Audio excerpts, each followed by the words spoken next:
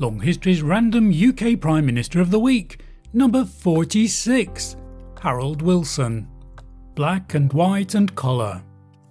He was Prime Minister between 1964 and 1970, and then again between 1974 and 1976. Hello everyone and welcome to Long History's Random UK Prime Minister of the Week. So who was the most important post-war Prime Minister? Now, Churchill wins by default, but more because he wins most polls of best Prime Minister than anything. But he was Prime Minister during the Second World War. His premiership after the war was actually much less memorable. After that, Thatcher is clearly a very important Prime Minister. Tony Blair stands out for his relative longevity. In this context, the only other post-war Prime Minister who springs to mind is Clem Attlee. He created the NHS, but wasn't in the job for an incredibly long time. Harold Macmillan and John Major, for example, were both in office longer than Clem Attlee. After Tony Blair, in the 21st century, there's only been really David Cameron, who's made a mark in terms of longevity, although of course other Prime Ministers have been memorable in different ways. And the only remaining Prime Minister left in this list is Harold Wilson, the subject of this episode, and he perhaps straddles a line as the least important of the most important Prime Ministers, or perhaps the most important of the less important Prime Ministers. History nerds, me included, please start creating your lists now. Harold Wilson isn't the first Prime Minister to have been born in the north of England. That accolade actually goes to Charles Watson Wentworth, who was born in South Yorkshire in 1730. Now he was very much part of the upper crust. Herbert Asquith, who was Prime Minister just before and just at the beginning of the First World War, is another northern Prime Minister. He was born not far from Leeds. However, I think it's fair to say that Harold Wilson is the first Prime Minister to have actually traded on his northernness. He had a northern accent and was proudly from Huddersfield, a town conveniently situated between the two great northern metropolises of Leeds and Manchester. He also stands out for another record, which does in particular make him stand out from all other post-war Prime Ministers, except, once again, for Winston Churchill. He's the only other post-war Prime Minister to have been Prime Minister over two separate periods with a gap in between. Now that's so rare now that it almost seems impossible, yet before the Second World War it was actually quite common, and especially in the Victorian era. Another debatable point is that Wilson was perhaps the last of the black and white Prime Ministers. Indeed, clips of him often have a sense of being a before and after, when you see him during his 60s premiership and then in his 70s premiership. The former in black and white, the latter in colour. He didn't quite epitomise the 60s in the way we could say that Margaret Thatcher epitomised the 80s, although at the time when he took up office, Wilson was the youngest Prime Minister to become Prime Minister in the 20th century at the age of 48. And although he was relatively young, he still looked like a grey old man compared with the swinging 60s youth culture of the time. But perhaps he was as modern as a black and white man was ever going to be. And of course he's one of only two Prime Ministers to get a mention in a Beatles song, in the George Harrison song Taxman, in the line, "Ha ha, Mr. Wilson. Yes, it's this Mr. Wilson." That was the 60s, but Harold Wilson's 70s term in the meantime was very brief and historically has almost been drowned out altogether, particularly due to his premiership's damp squib, anticlimactic ending, which we'll look at here. This powerful and iconic figure faded away rather than being toppled or stabbed in the back. What was Harold Wilson like? The photos make him look like a relaxed man, especially as he puffs on his pipe. But this is such a considered image that it perhaps reveals the intelligent man behind the pose. A man, for example, who understood the importance of such a memorable image. He doesn't seem to have been a domineering, commanding Prime Minister, but that has often been the case with Labour Party Prime Ministers who have to deal with lots of their own internal factions. Slippery is a word that has been used to describe him. Not really a compliment, but not necessarily an insult. He was, in fact, very good at the art of politics, and particularly at seeming to agree with you while not agreeing with you at all, a talent which has been noted in many prime ministers. Wilson has, however, been called unprincipled, whereas I suspect he would have said, like a prime minister like Tony Blair actually, that he was a practical politician and didn't let principle get in the way of getting things done. He doesn't seem to have been a very likeable man, but only in the sense that he doesn't appear to have had many close friends and sometimes made moves which made him seem like an opportunist, particularly in the way he tried to push aside Hugh Gaitskell in his ambitions to become the Labour Party leader.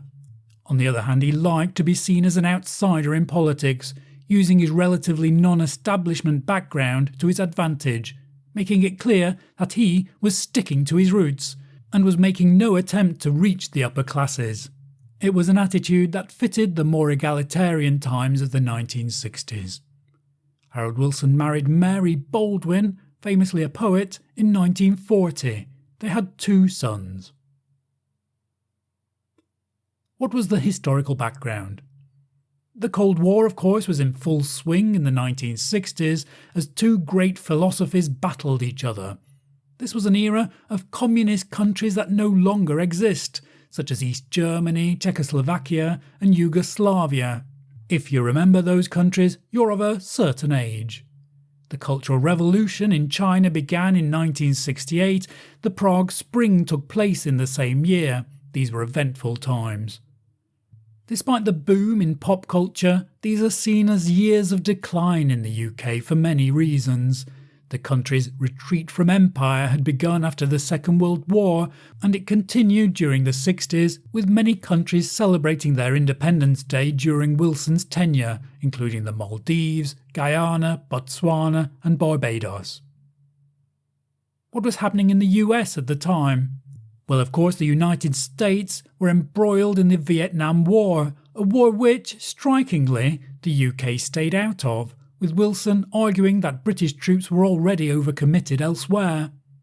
This was apparently a bone of contention between the then US President Lyndon B. Johnson and Wilson, who was in the job for most of the time of Wilson's first premiership, briefly followed by Richard Nixon. Gerald Ford was the president during Harold Wilson's other administration. Who could vote during those years? Well, after 1928 there isn't much to report about changes to the electoral system in the UK.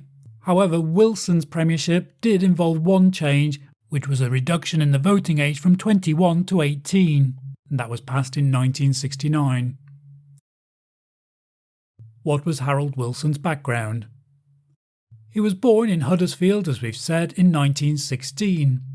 And he was from a relatively normal background, at least compared with the many aristocrats and other members of the upper class who have been prime ministers. In this way, when he became prime minister, he was held up as an example of what was possible in the country. His father worked in industry as a chemist, and both his parents were from a religious Baptist background.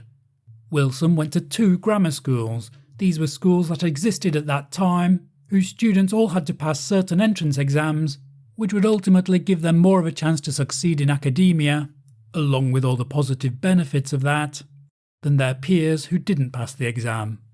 Wilson eventually went to Oxford University, and I think this is where we can say that he entered the establishment, being one of 30 prime ministers to go to this university, and he was actually the first of 5 prime ministers to study philosophy, politics and economics, which has since become almost a de facto degree for future politicians.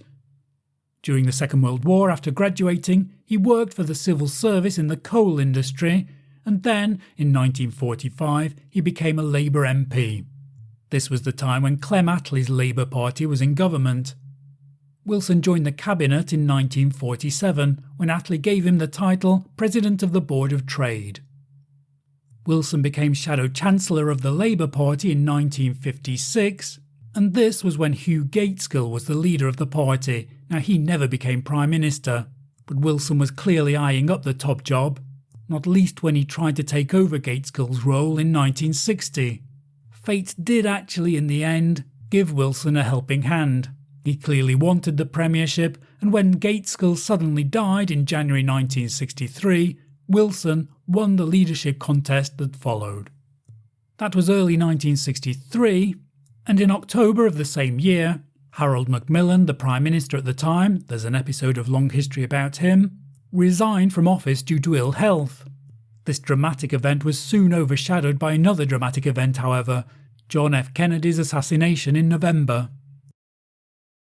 How did Harold Wilson become Prime Minister the first time? Harold Macmillan resigned in October 1963, and he was the leader of the Conservative Party, so they could choose who would replace him. And they chose Alec Douglas Hume, the Conservative Party having been in power since 1951. So this was 12 years into their administration, and their popularity, although it wasn't collapsing, was waning somewhat. And the arrival of Douglas Hume did seem to revive their fortunes a little. However, he was forced to call an election in October 1964 because the government was reaching the end of its 5-year term. Both major parties, therefore, had relatively new leaders, with issues such as Britain's perceived decline dominating debates at the time.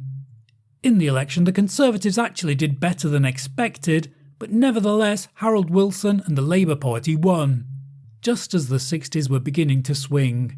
However, they only had a 4-seat majority. What were Harold Wilson's biggest achievements during his first time as Prime Minister?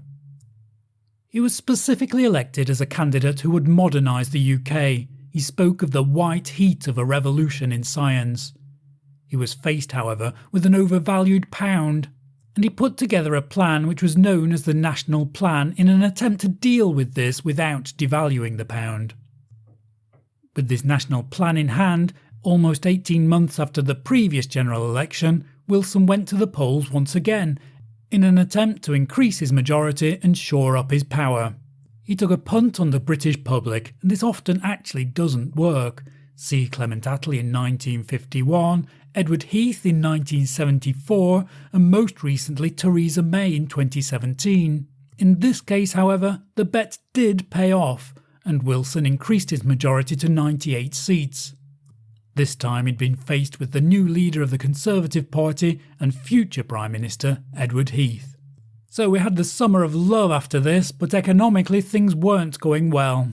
It was still looking like the pound would have to be devalued, something that Wilson tried to resist, not least with that national plan, but it was quietly shelved, and in November 1967 the pound was devalued after all, leading to one of Wilson's most famous phrases, "the pound in your pocket."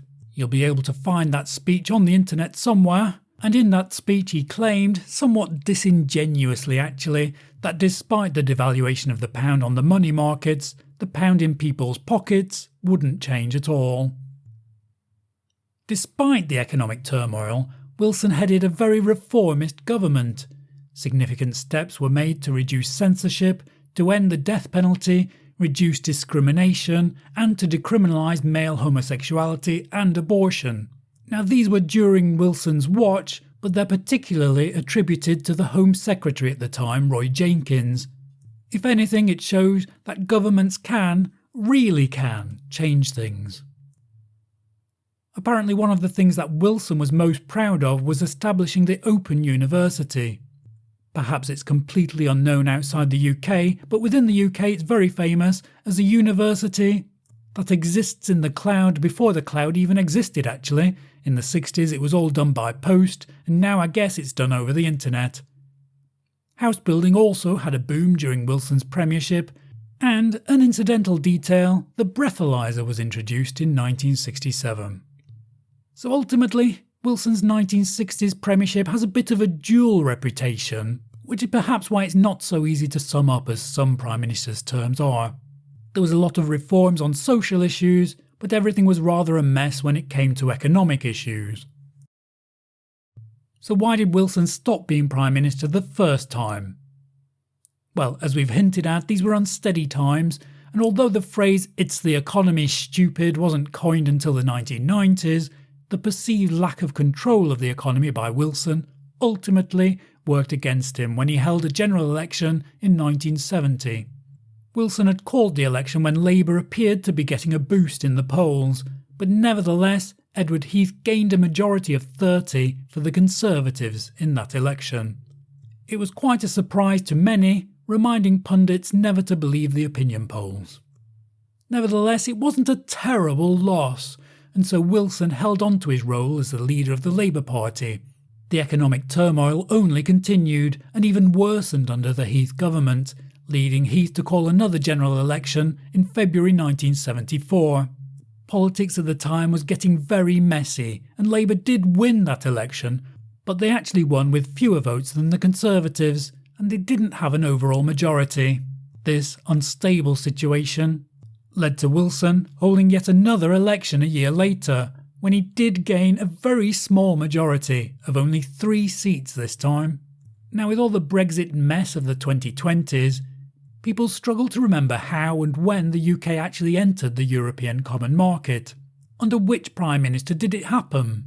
And this confusion is actually because the UK joined the Common Market on the 1st of January 1973, and this was when Edward Heath was Prime Minister.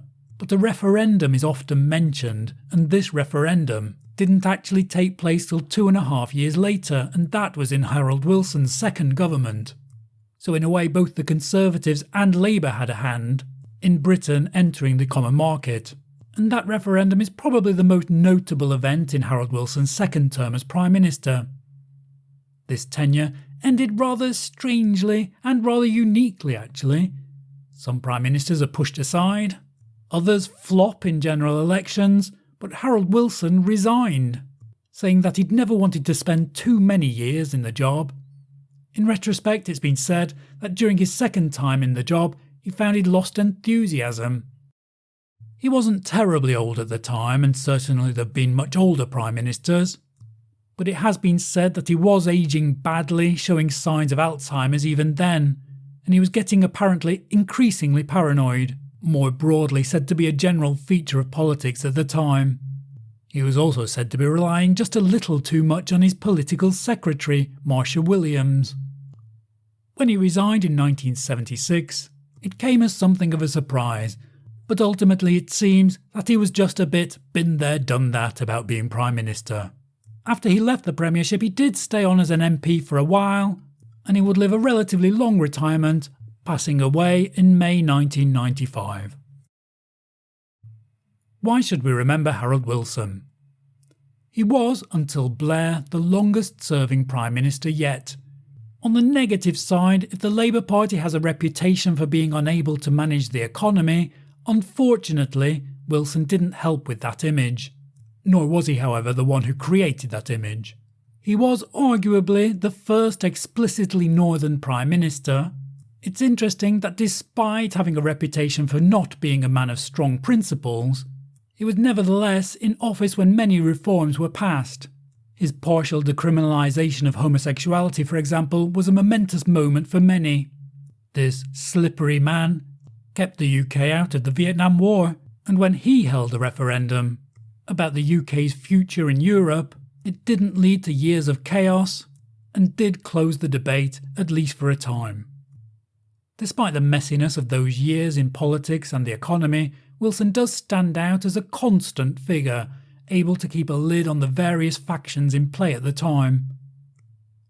By the time Wilson resigned in 1976, however, it's noteworthy that a completely different type of Prime Minister was on the horizon, only 3 years from beginning her premiership.